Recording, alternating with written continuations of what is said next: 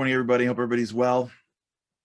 Happy Tuesday for those that are here live. Happy ending day of week for those that are here. Whenever you're here, we appreciate you being here in any way that you're here. We've been talking about this concept of where our thoughts come from, or where our words come from.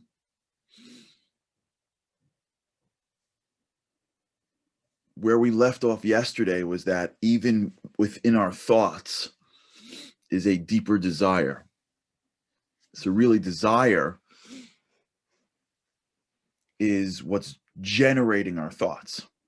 Now, it's much more complicated than that, obviously, but just for this particular moment, let's go with it. Our desire is generating everything, because everything is desire. Everything comes from the root of desire. In fact, the whole connection that we have to the source comes from the word and from the concept of a desire. Desire is everything. If you don't have a desire, you don't get up in the morning. Anything that you've ever done in your life, you've only done because of a desire. And so when you think about the thoughts that we have, usually the thoughts that we have are trying to fulfill some deeper desire. That's how we have the thoughts. And if we don't care about something, then we stop really thinking about it. And you see this a lot with like life. As a kid growing up, you had something called color war in camp. Remember color war? Color war is like the craziest thing in the world. It's an amazing social experiment, color war. All of a sudden, like in the middle of like at the end of the summer, something crazy happens. It's color war breakout. And for like 2 days, people go insane. They go insane. Everything is like blue, and they paint their face blue, and like they'll like dive over a cliff to get 3 more points for the blue team, and they'll scream and yell and make songs, and it's like we go crazy. It's a made up thing. It's not real. And then finally, like it's the end of the color war finale, and they announce the winners. And like the next day, if a guy would come into the lunchroom like in blue, you'd be like, "What's wrong with you?" Like, "What do you mean? Yesterday everyone was in blue." They're like, "Yeah, but color was over." Like, "What? What do you mean color?" Like, "No, I'm still into it." They're like, "Into what?" It wasn't real. 24 hours earlier, people were like giving up their life for blue. 24 hours later, like if you even have like too much blue on your hat, they're like, "What's wrong with you? It's over." This fabricated competition that created a desire to yell, scream, get points. You snap your fingers, the desire is gone. When the desire is gone, no one's thinking about color war anymore. No one's thinking about color war back in school in the middle of September. Why? Because the desire was gone. So the thoughts are gone. You may remember it. You ever have this in life where like you were like worried about something, and then like, you get a call that like, God forbid, like something serious or that you think is serious. And all of a sudden, like, you don't even care. A minute ago, you were like mad at like, something in the office or something in politics or something in sports. And then you find that someone in your family needs, health or sick or something. And the second that happens, like what happened to all the thoughts that you were you don't even care. What happened? The desire changed. Now you have a bigger desire. Now your desire is for something that's so much more important than whether or not your team won a game. And all of a sudden, like you stop thinking about like whether or not like, the call was right, the ref was wrong, they should have thrown it in the end zone, instead they kicked the field goal. What were they thinking? My boss, the bus is late. Who cares? Like, who cares? You ever have that feeling? What changed? Your desire changed. Now you desire something much more important than a little bit of stimulation. You desire health. That's what changed. So when you really think about it, the thoughts that we have, which form the words that we say, really is based on desire. Something so much more fundamental to ourselves. And when you look at great people, by the way, what makes them great, they don't remind themselves to like say good things. Maybe in the beginning, but when you look at like really great people, they don't have to be like, oh, right, don't say that to that person, or don't think that. Their desires are attached to such big things. They want to do big things in life. They feel the pain of other people. They see what's important so often that they don't allow themselves to spend time thinking small thoughts. So they don't speak in small ways. You ever see this with somebody? Where like there's like a little, there's like, you know, people are like talking about something and there's always like that one person that like it just isn't interested. Wait, why? Because they have higher thoughts. This is part of the research from Irving Yalom. Those that suffered through a potentially life-ending illness. They just felt like their lives were different. Why were their lives different for? It's because everything around them changed. No one was petty when they were trying to survive cancer. There wasn't, the pettiness sort of fell away because there was this like meta desire called life that was front and center of everyone's mind, and something changed. No one had to like, oh, don't think that. Oh, don't think that. No one's doing that, because when you attach it at the root and you change the root, the thoughts change, and the thoughts change, the speeches change, and when the speeches change, the actions change, and now you've got a different world around you.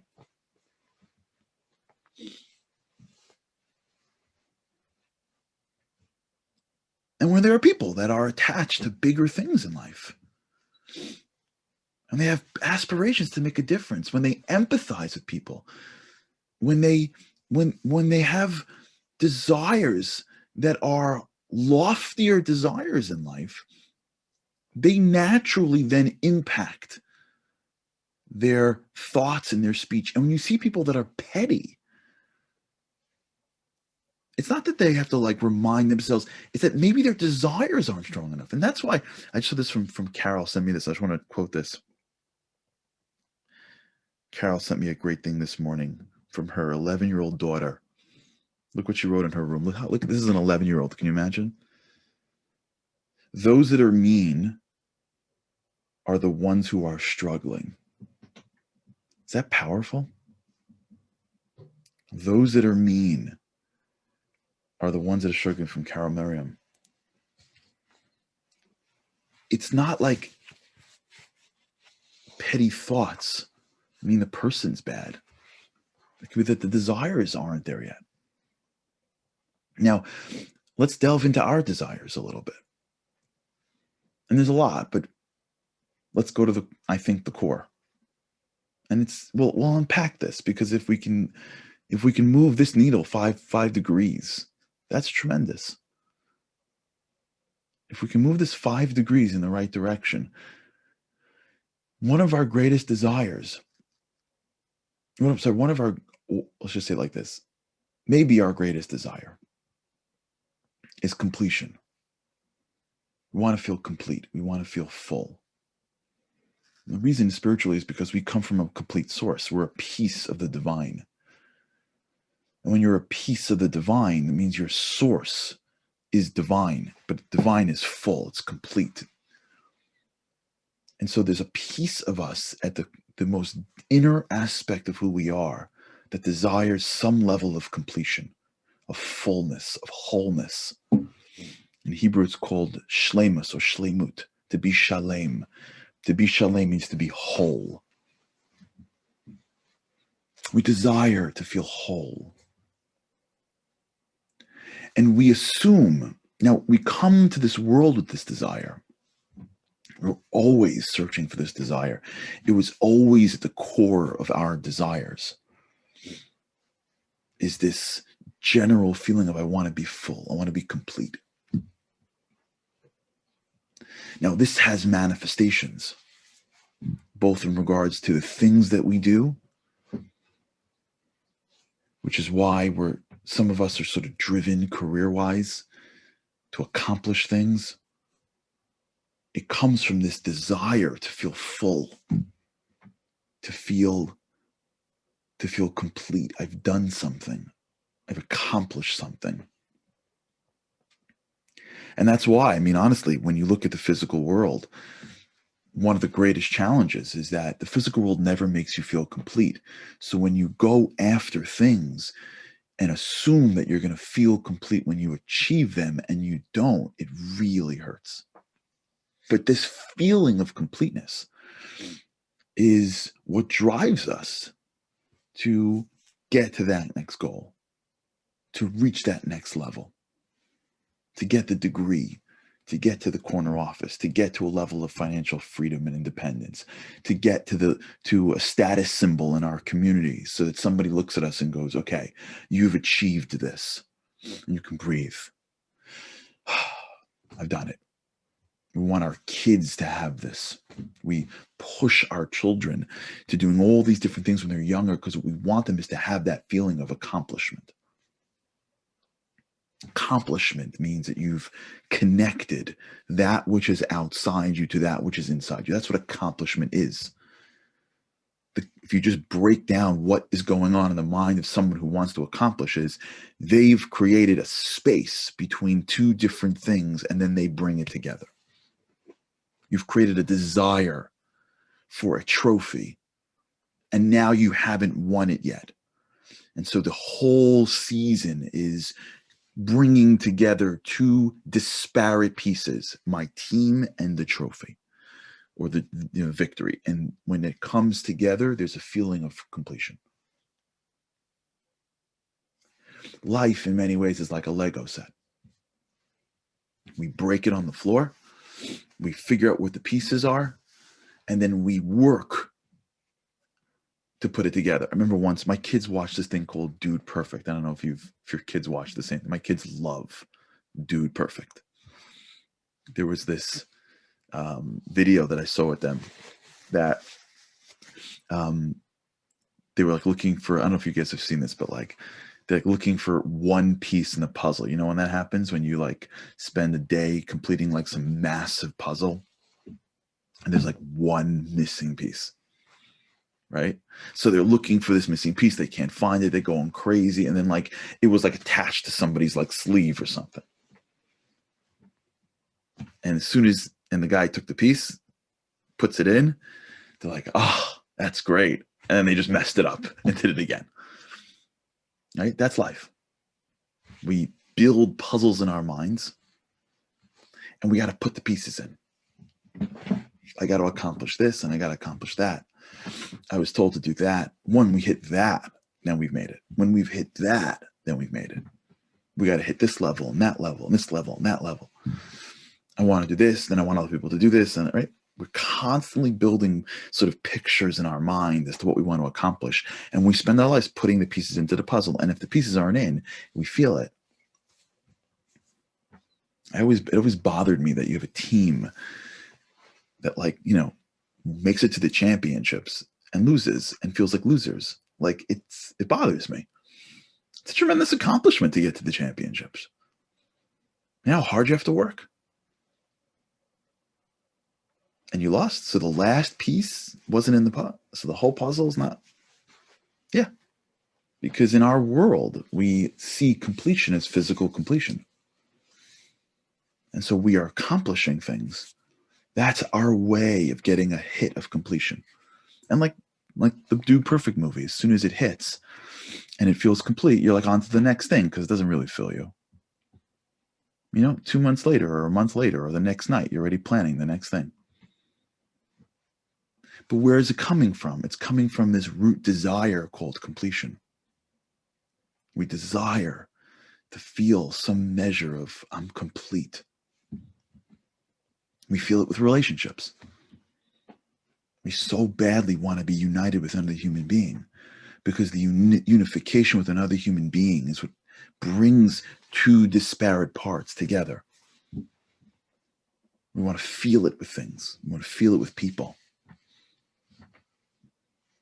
To the extent in which we don't, that's why we settle for attention. Because attention is sort of like my way of forcing completion. I don't really feel one with you. So instead, if you just look at me long enough, I'll feel something, and that'll be enough.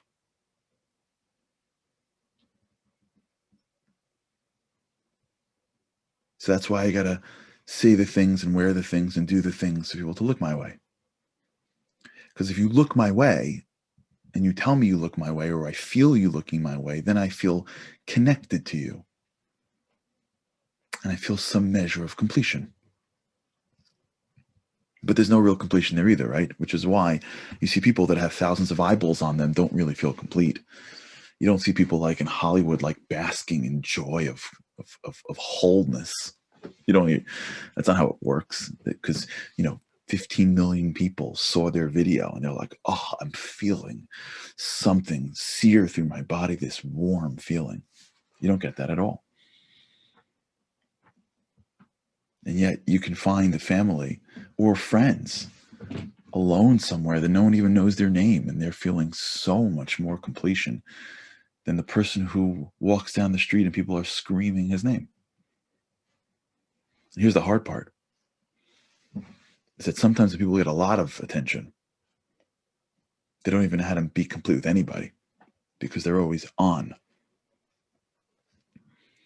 But they both stem from the same core, which is the desire to feel like you have enough. Like you're enough. We need to feel complete, to feel good. We need to feel like we're doing what's right. We need to feel like we're united with the people around us. We're united with ourselves. We need to feel enough.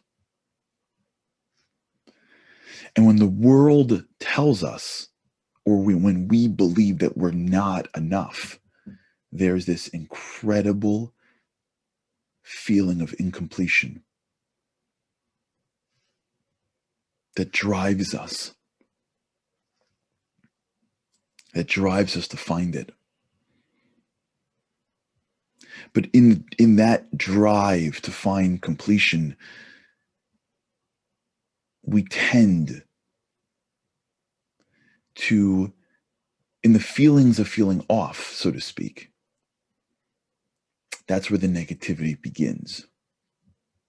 Because I don't feel enough. So I don't feel like you're enough. I don't feel like enough, so I've got to demand things from the world. I don't feel like I'm enough, so when somebody does something that really wasn't meant to hurt me, I take it as it was, because I am sensitive to it. I feel threatened, always. The negative feelings and the negative speech, those are just manifestations of I'm not enough. And if we really want to start to play with the levers, it's not enough to say, hey, my speech has thoughts. Now we got to say, hey, my thoughts have desires. And when we start to begin to understand that the core desire is completion and enough, then we can start to realize that, wait, how do I feel enough? I'm going to give you a secret and then I'll end for today. Feeling enough has nothing to do with the outside world. Feeling enough, feeling complete, has nothing to do with anything outside yourself. All right, we'll continue this. Have an amazing day today, and just watch this stuff. Watch how your desires, when you shift it, change your thoughts. It's an amazing thing. Okay, we'll continue. Have an awesome day with God's help. I cannot wait to see you again tomorrow. Have a great day.